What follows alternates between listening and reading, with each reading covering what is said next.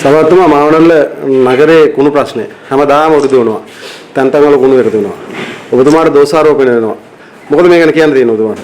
මේක ගැන කියන්නේ අතන මාවනල්ල ප්‍රාදේශ සභාව ඝන අපද්‍රව්‍ය කළමනාකරණයේ විධිමත්ව කළමනාකරණය කිරීම ආරම්භ කරන්නේ 1997 වර්ෂයේ ඉඳලා හිටපු සභාපතිවරයා විදිහට නිමල් ජයසිංහ සභාපතිතුමා රන්දිවැල ප්‍රදේශයේ ඝන අපද්‍රව්‍ය කළමනාකරණ මධ්‍යස්ථානයක් ආරම්භ කරලා හැබැයි ඒ වෙනකොට සතියකටම කුණු ටොන් එකමාරක් තමයි එකතු වුනේ.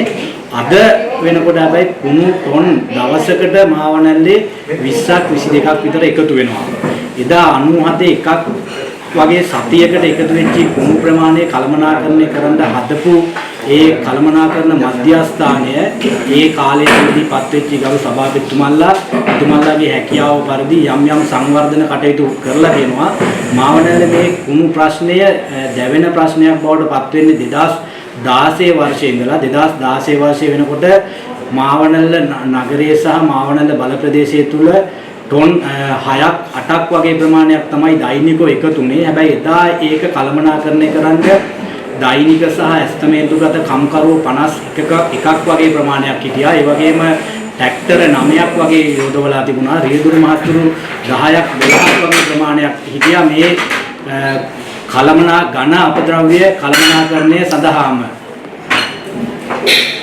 එතකොට අද වෙනකොට අපිට ඉන්නේ ඇත්තටම සේවකයෝ මේ එදා 2016 51ක් විතර හිටපු සේවකයෝ අද වෙනකොට 22 දක්වා අඩු වෙලා තියෙනවා. ඒ වගේම ට්‍රැක්ටර අපි සභාපතිවරයා විදිහට මම පත් වෙන්නේ ඉස්සර ට්‍රැක්ටර 5ක් තමයි ධාවනය යොදවන්න පුළුවන් උනේ. ගොඩක් හරිය තිබුණේ ගෑරේජ් වල. ඒව අපි අද වෙනකොට ප්‍රතිසංස්කරණය කරන්න අවශ්‍ය කටයුතු කරලා දිනවා. ඒ වගේම කම්පැක්ටර් 3ක් ධාවනය යොදවලා තිබුණා 2016 වෙනකොට. මම සභාපතිවරයා විදිහට පත් වෙනකොට කම්පැක්ටර් දෙකක්ම තිබුණේ රිපෙයාර් වලට ගෑරාජ් වල. අපි මේ දෙකත් අද හදලා තියෙනවා. හැබැයි අපිට අද එදා 2016 ලෝඩ් 6ක් 8ක් වගේ කල්පනාකරණය කරපු ප්‍රමාණය අද 20ක් 22ක් වෙනකොට මේ වගේ සේවකයෝ අඩු වෙලා තියෙනවා, ට්‍රැක්ටර් අඩු වෙලා තියෙනවා, සම්පත් අඩුවීම මත යම් ප්‍රශ්නයකට මුහුණ දීලා තියෙනවා. ඒ වගේම පළාත් සභාවල් සහ වෙනත් රජයේ ආයතන අපිට සම්පත් ලබා දෙනකොට මාවනල්ලේ අද 1,30,000කට වඩා වැඩි ජනගහනයක් ඉන්නවා. හැබැයි කෑගල්ල නගර සභාව වගේ ගත්තනම් 10,000ක් 12,000ක් වගේ ජනගහනයක් ඉන්නේ. හැබැයි අපිට පළාත් සභාව හරහා යම් ප්‍රතිපාදන දෙනකොට මාවනල්ල ප්‍රාදේශීය සභාවට කම්පැක්ටර් එකක් දෙනකොට කෑගල්ල නගර සභාවට සමානලාට එකක් දෙනවා.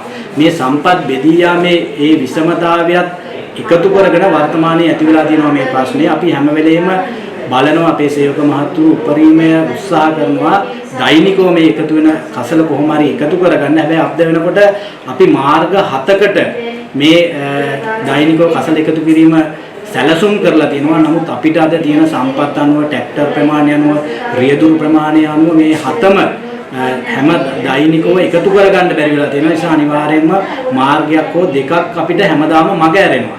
ඒ නිසා තමයි මේ ප්‍රශ්නේ වෙලා තියෙන්නේ. ඒ නිසා අපේ මහා සභාව පත් වෙච්චි ඒ මාසෙම අපි ගරු ආණ්ඩුකාරතුමියගෙන් මේ ප්‍රශ්නෙට తాවකාලික විසඳුමක් විදියට රියදුරු සහ අපේ දෛනික කම්කරුවෝ 10 දෙනෙක් ඉල්ලලා මහා සභාවේ ඒ සඳහා අපිට වියදම් දරා ගන්නත් ඒ අයගේ පඩිනඩි ගෙවන්න අවස්ථාව තියෙනවා. ඒ නිසා එතුමියගෙන් ඉල්ලා තිබෙනවා. එතුමිය ඒ අනුමැතිය ලබා දුන්නෙන් පස්සේ අපිට යම් කළමනාකරණයක් කරගෙන දෛනිකව මේ ප්‍රශ්නය මහ ජනතාව මාවනල්ලේ මුදවා ගන්න අවස්ථාව ලැබෙයි කියලා විශ්වාස කරනවා.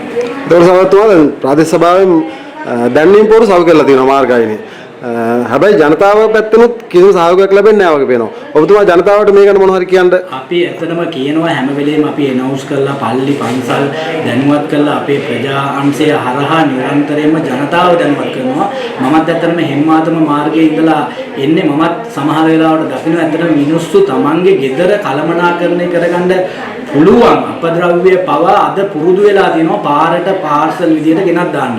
හෙම්මාතකම මාර්ගයේ එක ස්ථානයක සමහරලාට උදේ වෙනකොට ට්‍රැක්ටර් ලෝඩ් එකමාරක් විතර එකතු වෙනවා කෙරමිනිය ප්‍රදේශයේ. ඒ වගේ තැන් 3ක් තියෙනවා. ඒ 3ට විතරක් අපිට දෛනිකව ට්‍රැක්ටර් ලෝඩ් 4ක් 5ක් වගේ එකතු වෙනවා. මිනිස්සුත් ඉතින් හිතන්නේ ඇත්තටම මේක තමන්ගේ කළමනාකරණය කරගන්න පුළුවන් ගම්වල අයට. නමුත් ඒක කළමනාකරණය නොකරගෙන පාරට ඒ කුණු ගෙනත් දානවා. අපි ප්‍රජා පොලිසිය සහ අපේ නිලධාරීන් යොදවලා යාලත් නීතියානුකූලව නීතිය රැනට සාක්ෂි කරන්න අවශ්‍ය කටයුතු කරනවා.